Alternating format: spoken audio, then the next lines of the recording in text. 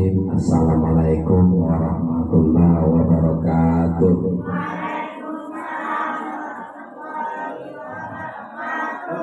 Alhamdulillahirabbil alamin wassalatu wassalamu ala asrofil anbiya'i wal mursalin wa ala alihi rasulillahi ajmain. Rabbi shrah li sadri wa yassir li amri wahlul 'uqdatam min lisani yafqahu qawli. Amma ba'du. Ittaqullaha haqqa tuqatih wa la tamutunna illa wa antum muslimun. Qala Allah ta'ala fil Qur'anil Karim, a'udzu billahi minasy syaithanir rajim. Bismillahirrahmanirrahim. Ya ayyuhallazina amanu taqullaha haqqa tuqatih wa la tamutunna illa wa antum muslimun. Sadaqallahul azim. Yang kita hormati yang Pak Wal, tokoh agama kita di sini, di lingkungan kita yang sekaligus mendidik anak-anak kita, ya, membaca Al-Quran, juga termasuk di bidang akidah dan akhlak. Bapak-bapak yang sholat Darul Amal yang dimuliakan Allah SWT, ibu-ibu yang sedang berbahagia, apa kabar ibu-ibu? Sehat? Ya, mudah-mudahan selalu sehat, diberi rahmat oleh Allah SWT, hidup tenang, diberi kenyamanan, rezeki dicukupkan oleh Allah SWT. Amin. Allahumma amin. Ya, anak-anak yang kami banggakan, yang menjadi harapan kami orang tua, ya, kalian ini adalah penerus pejuang, ya, pejuang fisabilillah, ya lah. Jadi meneruskan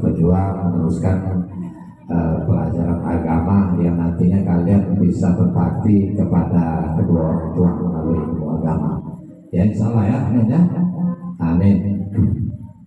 Untuk itu kita bersyukur kepada Allah SWT dengan mengucapkan Alhamdulillahirrahmanirrahim.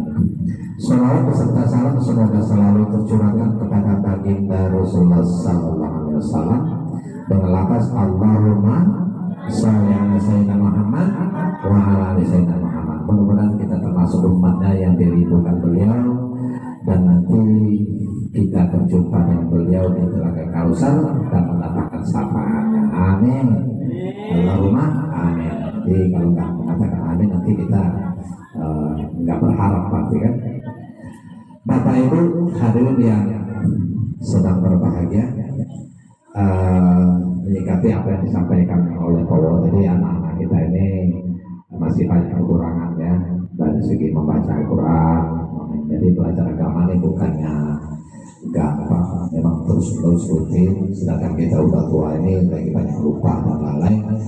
Dan untuk yang kekurangan mungkin berwudu masih salah kadang-kadang karena sama. Dan anak-anak kayak main-main, kan, dari segi istinja misalnya, apa tadi, ya. Nanti kita tolonglah sama Pak Wal dengan Wal atau siapa yang ini sedang di sela-sela ngajar ngaji itu sambil, karena Pak Wal yang punya kemampuan untuk itu. Kadang-kadang kita sendiri masih mungkin selangkah waktu 10 menit atau 5 menit, ulangi lagi itu bagaimana cara berwudu, bagaimana cara doanya, mungkin salah satu gitu kan. Jadi kalau lah putus kesananya nanti kita untuk mentok nanti, ya, di ngaji sore juga mungkin sudah diajarkan, mungkin malah anak-anak kan main-main, kan, mungkin di sekolah juga diajari juga. Yang MTS nanti saya tanya, kita diajari nah, cara dan lain sebagainya. Katanya belajar fikih, katanya, kan, kalau nggak salah. Mudah-mudahan yang di MTS diteruskan juga belajarnya di sambung apa yang kita pelajari di madrasah ataupun belajar malam hari. Insyaallah gitu. Ini kita tolong sama Allah dan Allah atau Kak Durian. Bapak Ibu hadirin yang sudah berbahagia, ada sebuah ayat, insyaallah 5 menit, ya, yang berbunyi Bismillahirrahmanirrahim. Wazanu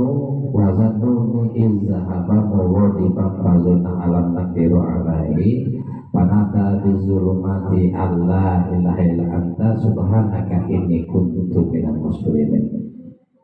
Itu sebuah ayat mengingatkan kita bahwa di dalam melaksanakan syiar Islam, di dalam melaksanakan perintah Allah Subhanahu wa taala, kita perlu kesabaran yang super.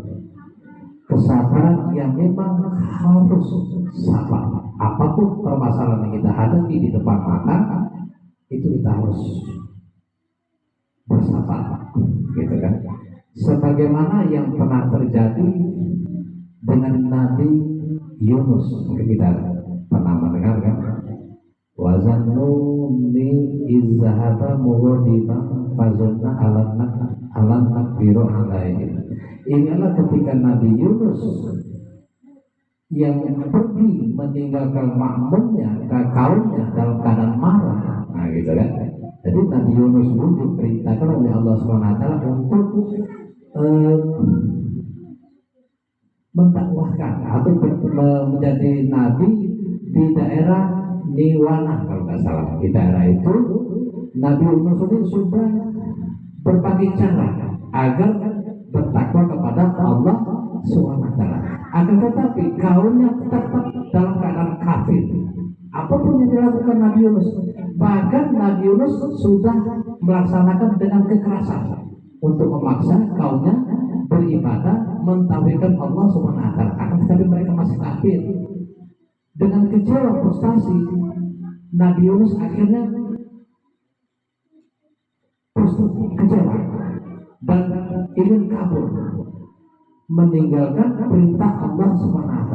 Tidak lagi mau menjalankan perintah Allah SWT.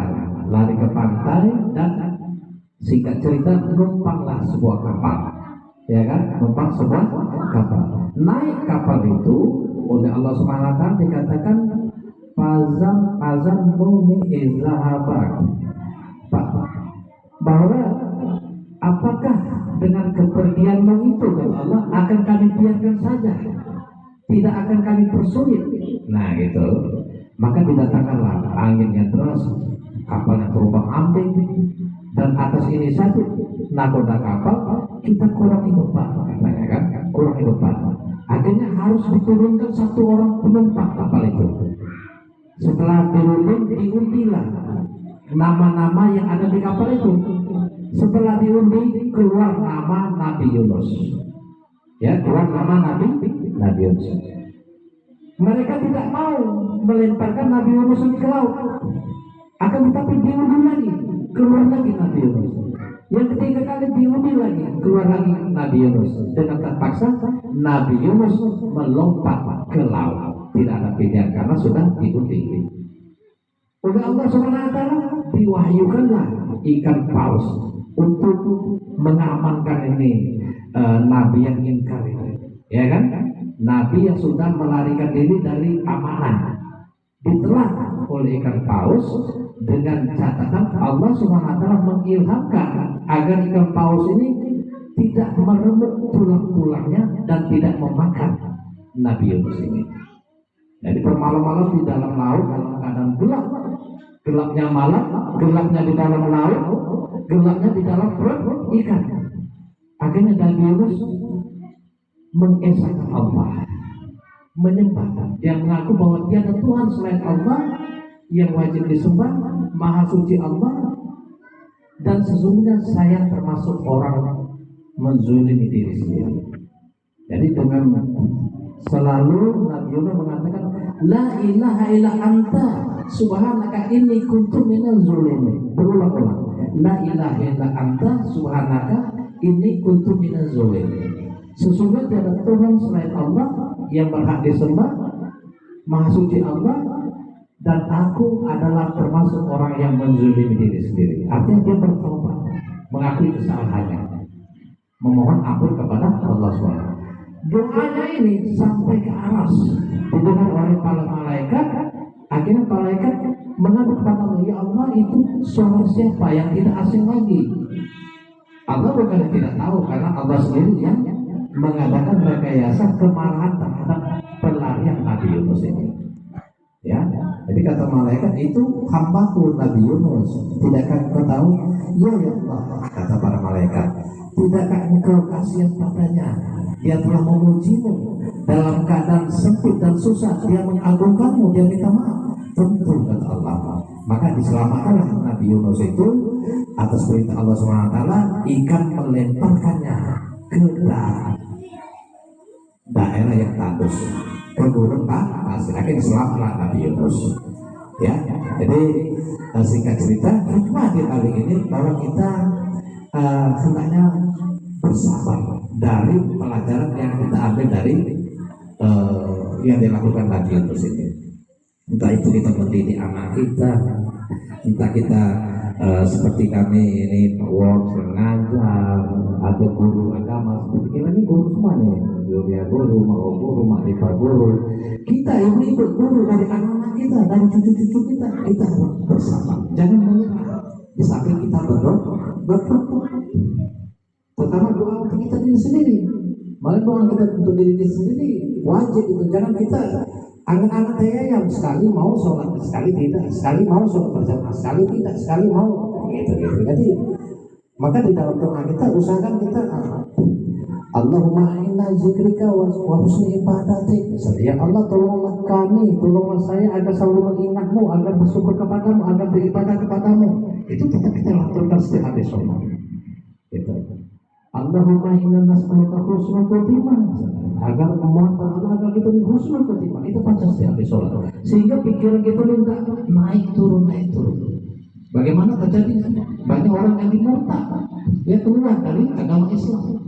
Ya,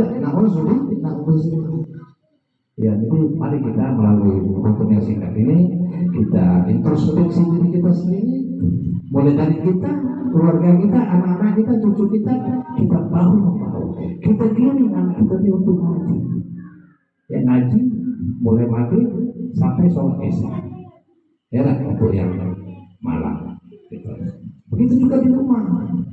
Jangan ketika azan berkumandang, biarkan anak kita main HP, tak belum pulang, tak kemana. Kita sendiri belum mandi misalnya, mau merintah ke buru-buru, mau minta ke anak kita atau cucu. Dia ke suami kita, misalnya kalau belum sholat, kita mengingatkan, itu juga amal ibadah. Demikian mudah-mudahan ada manfaatnya buat kita semua. Harapan kita semuanya khusus khotimah. Amin. Allahumma amin. Demikian, assalamualaikum warahmatullahi wabarakatuh.